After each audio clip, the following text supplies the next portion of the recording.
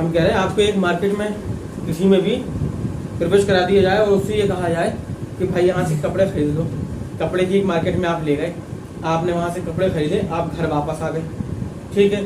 अब दोबारा आपको उसी मार्केट में भेजें कि एक अच्छी सी घड़ी खरीद के ले आओ, तो तुम्हें ढूंढना पड़ेगा, क्योंकि मार्केट तो तुम गए थे लेकिन तुम्हारा सिर्फ एक ही टारगेट था कि हमें कपड़े खरीदना है, इसलिए तुम सीधे गए, तुमने कपड़े लिए, अगल बगल से तुम्हें कोई मतलब नहीं रहा, न तुमने देखा ना सुना और घर वापस आए, तो तुम्हें घड़ी की दुकान ढूंढना पड़ेगी बात। लेकिन अगर उसी मार्केट में जा ही रहे थे और जिसके साथ जा रहे थे, तो अगल बगल में जो दुकानें हैं, जो एरिया हैं, अगर उनके बारे में भी जानकारी लेते हुए चले जाते, अगर वो बंदा दे रहा है कि यहाँ घुसोगे तो घड़ी की दुकान मिलेगी, यहाँ घुसोगे तो जूतों की दुकान मिलेगी, यहाँ घुसोगे तो कपड़ों की दुकान मिलेगी, ऐसे तो दोबारा जब जाते तो कुछ आसानी हो जाती अगर पहले से पता होता। बस इतनी सी बात होती है। बताओ कहाँ चल रहे थे? 6.3 का कौन सा सवाल आप लोगों को बताना है?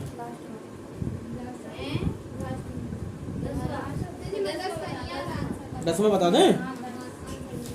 6.3 का पहले 10वां सवाल बताते हैं, ठीक है।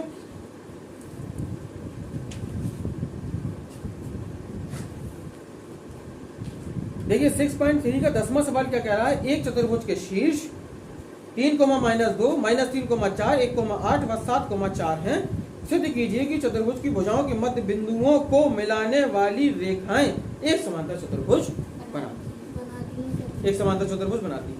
सिंपल सी बात है भाई, करना कुछ भी नहीं था इसमें। देखो हम बता रहे हैं आपको, आपके पास में निर्देशांक दिए हैं 3, -2, -3,4, 1,8 और दिया है 7,4। इससे बन रहा है एक चतुर्भुज, और उसने कहा कि इसके मध्य बिंदु, चतुर्भुज की भुजाओं के मध्य बिंदु को मिलाने वाली जो रेखाएं हैं वो एक समांतर चतुर्भुज बनाती हैं। समांतर चतुर्भुज की पहचान क्या है? अभी जैसे हम आपको बता रहे थे वर्गी की पहचान, समबाहु त्रिभुज की पहचान, समद्विबाहु त्रिभुज की पहचान, तो सिद्ध तो आप तब कर पाओगे ना जब समांतर चतुर्भुज के बारे में आप जानते होगे। समांतर चतुर्भुज में आमने सामने की भुजाएं बराबर होती हैं, साथ ही साथ विकर्ण बराबर नहीं होते। एक विकर्ण बड़ा होगा और एक विकर्ण छोटा होगा, ये भी हमें चेक करना होगा। अगर मान लीजिए वो दोनों विकर्ण बराबर आ गए तो फिर वो आयत बन जाएगा। आमने सामने की भुजाएं बराबर हैं और विकर्ण बराबर है तो वो आयत बन जाएगा, ठीक है। तो पहले हम इसको प्लॉट करेंगे कि ये भाई सब कहाँ बन रहे हैं। चलो कार्तीय तल बनाते हैं। सबसे पहले मैक्सिमम 8 पॉइंट है, सबसे पहले बनाते हैं कार्तीय तल, ठीक है। जहां जिसको ना समझ में आए पूछ लेना। 1, 2, 3, 4, 5, 6, 7, 8, 1, 2, 3, 4, 5, 6, 7, 8, 1, 2, 3, 4, 5, 6, 7, 8, 1, 2, 3, 4, 5, 6, 7, 8।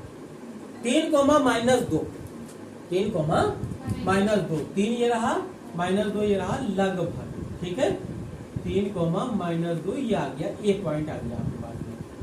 -3,4, 1, 2, 3, -3 ये रहा, 1, 2, 3, 4 लगभग यहाँ आ गया। -3,4 ये हो गया आपके पास में बी पॉइंट। 1,8 यहाँ पर आएगा, ठीक है। ये हो गया आपका सी पॉइंट। और 7,4, 7 ये रहा और 1, 2, 3, 4 लगभग यहाँ पर आ जाएगा। 1, 2, 3, 4, ठीक है। तो 7,4 लगभग ये रहा, ठीक है। ये डी हो गया 7,4। अब हम इसको मिला देते हैं।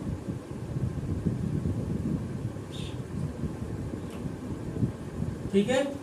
और अब उसने कहा कि इनके मध्य बिंदु से इन चारों भुजाओं के जो मध्य बिंदु हैं उन रेखाओं को मिला दिया जाए, उन बिंदुओं को मिलाने वाली जो रेखाएं हैं उनसे एक समांतर चतुर्भुज बनता है। तो पहले हमको ये करना है कि इन चारों भुजाओं के मध्य बिंदु निकालें। सबसे पहला काम, पहले बी के निकाल लो मध्य बिंदु, फिर बीसी का निकाल लो, फिर सीडी का निकाल लो, फिर डीए का निकाल लो। पहले चारों के मध्य बिंदु निकालते हैं, फिर इस सवाल को लगाते हैं पूरा, ठीक है। इस तरीके से ए बी के मध्य बिंदु निकालेंगे। ए बी का मध्य बिंदु, ठीक है भाई। ए बी का मध्य बिंदु, तो ए के पॉइंट रख लीजिए 3, -2, बी के पॉइंट रख लीजिए -3,4, एक बन जाएगा x1 y1, एक बन जाएगा x2 y2। ए बी का मध्य बिंदु निकल रहा है। ए बी का मध्य बिंदु मान लीजिए आप m है, सपोज दैट। तो होता है x1 प्लस x2 बटे 2 कोमा y1 प्लस y2 बटे 2। जहां जो चीज समझ में ना आए तो पूछ लेना। 3 माइनस 3 बटे 2 कोमा माइनस 2 प्लस 4 बटे 2। फाइनली आया 0 कोमा 1। 0 कोमा 1। देखो लगभग सही आया एक पार्ट में। तो ये आया 0 कोमा 1 m। ए बी निकल आया हमारा। अब हम निकालेंगे बी सी। बी सी लगभग यहाँ कहीं आएगा। तो ठीक है, यहाँ पर हम निकालते हैं बी सी का मध्य बिंदु। ठीक है, निकाल लें बी सी का मध्य बिंदु। बड़े चुपचाप बैठ गए तुम लोग। किसी ने मारा कूटा है का? 3 कोमा कह रहे हैं हमने मारा कूटा ना लाए। x1 y1 x2 y2। BC का मध्य बिंदु माना हमने n। तो n बराबर हम निकालते हैं x1 प्लस x2। डायरेक्ट रख दे, कोई मसला तो है नहीं। माइनस 3 धन 1 बटे 2 4 धन 8 बटे 2। ठीक है, तो यह आ जाएगा 1। 3 में से 1 गए, माइनस 2 बचे, भाग दिया, माइनस 1 आया। 8 4 12 आधा 6, माइनस 1 कोमा 6 आ गया। ठीक है, ये आ गया माइनस 1 कोमा 6। बात बिल्कुल सही आई। ठीक है, इसके बाद लगभग बनाया, ये बराबर अपने पटरी से बनाया है। इसके बाद अपन निकाले सी डी का मध्य बिंदु। एम एन ओ कर लो, इसे पी मान लो। ठीक है, चलो भाई, ओ के निर्देशांक मतलब सी डी का मध्य बिंदु। सी डी का मध्य बिंदु। अब हम सी डी का मध्य बिंदु निकालेंगे। सी डी का मध्य बिंदु निकालेंगे तो सी के निर्देशांक रखेंगे 1,8 और डी का निर्देशांक रखेंगे 7,4।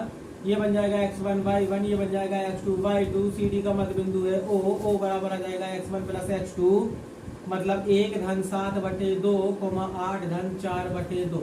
कोई दिक्कत? ओ बराबर 7 और 1 8 का आधा 4 4 8 4 12 का आधा 6 4,6। यह आ गया भाई आपका 4,6 आ गया। ठीक है, अब हम निकालेंगे पी के निर्देशांक मतलब डीए का मध्य बिंदु। डीए का मध्य बिंदु। अब हम डीए का मध्य बिंदु जब निकालेंगे तो डी के निर्देशांक है 7,4 और ए के निर्देशांक है 3,-2। ये बनेगा x1 y1, ये बनेगा x2 y2। तो ओ का पी निकाल रहे हैं हम 7 धन 3 बटे 2 4 माइनस 2 बटे 2। 7 3 10 का आधा 5, 4 में से 2 गया, 2 का आधा 1, 5,1 किया। ठीक है, अब इनको मिलाने वाली रेखा, इसको हम बाहर लिख लेते हैं ताकि चिल्ले पिल्ले ना होने पाए। 0,1 आया था ना, और ये -1,6 आया था। -1,6 आया था। उसने कहा इसको मिला दीजिए, मिला दिया, ये हो गया। ये जो त्रिभुज है MNOP, ये समांतर चतुर्भुज, सॉरी चतुर्भुज जो है ये समांतर चतुर्भुज है। समांतर चतुर्भुज का मतलब ये हुआ कि MP NO के बराबर आना चाहिए, OP NM के बराबर आना चाहिए, या MN के बराबर आना चाहिए। साथ में ये बिका बराबर नहीं आना चाहिए। ये वाला बड़ा आना चाहिए, ये वाला छोटा आना चाहिए। निकाल लोगे या नहीं निकाल पाओगे? MN की दूरी निकाल लो, इनके बीच की दूरी, फिर इसके बीच की दूरी, फिर इसके बीच की दूरी, फिर इसके बीच की दूरी चेक कर लो। ये दोनों बराबर होंगे, ये दोनों बराबर होंगे, ये दोनों बराबर नहीं होंगे। ऐसे आपको पता चल जाएगा, फिर नीचे लिख देंगे। अतः दिए गए चारों बिंदु के मध्य बिंदु को मिलाने वाली रेखाओं से बना चतुर्भुज समांतर चतुर्भुज। कोई दिक्कत नहीं? चलिए अगले क्वेश्चन पे। चलिए भाई अगला क्वेश्चन बताइए। एक और क्वेश्चन लिखते हैं लास्ट से पहले, शायद किसी को पूछना। बताइए बेटा। ए सुनिए सुनिए, समझ गए। और कौन सा क्वेश्चन बताना है? जल्दी बताओ। 11 बन जाएगा। ठीक है, 12वां क्वेश्चन क्या कह रहा है, सुन लीजिए। एक बिंदु P किसी रेखाखंड AB को 3:2 में विभाजित करता है, बार विभाजित करता है। यदि बिंदु A व B के निर्देशांक इतने इतने हैं तो सिद्ध कीजिए कि P के निर्देशांक इतने होंगे। जो रिजल्ट निकालोगे वो -2, -3 आ जाएंगे। चलिए हो जाएगा। 13वां, इतने इतने को जोड़ 5 - 6 -1,4 को जोड़ने वाली रेखा ए बी को वाई अक्ष के किस अनुपात में विभाजित करती है? बता चुके हैं ना ये वाला सवाल, 8वां सवाल जैसा है कि वो रेखाखंड एक्स अक्ष को काट रहा था और ये रेखाखंड वाई अक्ष को काट रहा है, तो अनुपात निकालना है। इस प्रतिच्छेदन बिंदु के निर्देशांक भी ज्ञात कीजिए। ठीक है, निर्देशांक कैसे ज्ञात करेंगे? जो ये सवाल है आपके पास में, हाँ, जब पहले अनुपात निकाल लेंगे आप, फिर अनुपात का मान रख देंगे, क्योंकि वाई अक्ष को किस अनुपात में काटना है? वाई अक्ष को काटने का मतलब एक्स निर्देशांक 0 है, तो इसका वाई निर्देशांक चाहिए आपको। तो जब तुलना करोगे तो वाई बराबर कुछ आएगा, और जो अनुपात का माना जाएगा वो मान रख देंगे आप। ठीक है, 14वां, किसी समांतर चतुर्भुज के 3 क्रमागत शीर्षों के निर्देशांक इतने इतने हैं, सिद्ध कीजिए कि चौथे शीर्ष के निर्देशांक -2,1 होंगे। चौथे शीर्ष के निर्देशांक निकालना है, कैसे निकालना है? भाई आप एक बात बताइए, समांतर चतुर्भुज के 3 क्रमागत शीर्ष हैं, जैसे मान लीजिए, समझिए एक समांतर चतुर्भुज है आपके पास में, ए बी सी डी, ए के निर्देशांक है -1,0, फिर है 3,1, फिर है 2,2। इसके निर्देशांक क्या है पता नहीं, इसके निर्देशांक क्या है पता नहीं, लेकिन आप ये चेक करेंगे कि अगर हम इसको इससे मिला दें और इसको इससे मिला दें, तो ये जो पॉइंट है, मान लीजिए ओ है, तो ये AC का मध्य बिंदु है, BD का भी मध्य बिंदु है ना। तो एक बार AC का मध्य बिंदु निकालो और एक बार BD का मध्य बिंदु निकालो, आपस में बराबर कर दो, तुलना करोगे x का मान भी आ जाएगा और y का मान भी आ जाएगा। शॉर्टली समझो, शॉर्ट में हम बता दे रहे हैं, आप डिटेल्स लगाना। इन दोनों के मध्य बिंदु के निर्देशांक निकालेंगे हम, तो क्या आएगा? x + 3/2, y + 1/2, यही आएंगे ना, x1 + x2/2, y1 + y2 बराबर। इन दोनों का निकालेंगे तो -1 धन 2/2 और 0 धन 2/2।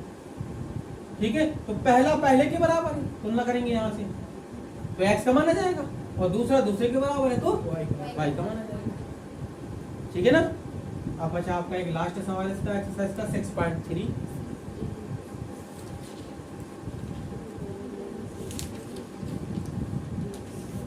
तो जो लास्ट क्वेश्चन है वो ये कह रहा है कि किसी त्रिभुज में D भुजा BC का मध्य बिंदु है। एक त्रिभुज है ABC और D जो है वो भुजा BC का मध्य बिंदु है, सिद्ध कीजिए इतने बराबर इतना। चलिए एक त्रिभुज बना लेते हैं। एक बनाया त्रिभुज A B C, ये है D और ये इसका मध्य बिंदु। ठीक है, ये D मध्य बिंदु है, तो उसने कहा है कि सिद्ध करना है AB² + CA² बराबर 2 AD² + BC²। ये क्वेश्चन कह रहा है कि एक त्रिभुज ABC है और ABC में D BC का मध्य बिंदु है। D क्या है? BC का मध्य बिंदु है। AD BC पर लंब है। AD क्या है? BC पर। अब अगर AD BC पर लंब है तो ये एक समकोण त्रिभुज बन जाएगा। कौन सा? ADB। यहां पर ये परपेंडिकुलर, यहां पर ये परपेंडिकुलर, और ADC ये भी समकोण त्रिभुज कहलाएगा। तो अगर ये समकोण त्रिभुज कहलाएगा तो यहां पर हम क्या लिखेंगे? देखना, बात को समझना, ये इसके लंब है, साथ में BD CD के बराबर है। क्योंकि यहां पर पहले लिख लेते हैं BD किसके बराबर है? CD के बराबर है। अब हमें एक त्रिभुज मिल रहा है ADB में, जो कि समकोण त्रिभुज है क्योंकि ये परपेंडिकुलर है। तो कर्ण का वर्ग मतलब कि AB² बराबर लंब का वर्ग मतलब AD² प्लस आधार का वर्ग मतलब BD²। और यहां पर हम देखेंगे तो AB² बराबर आएगा AD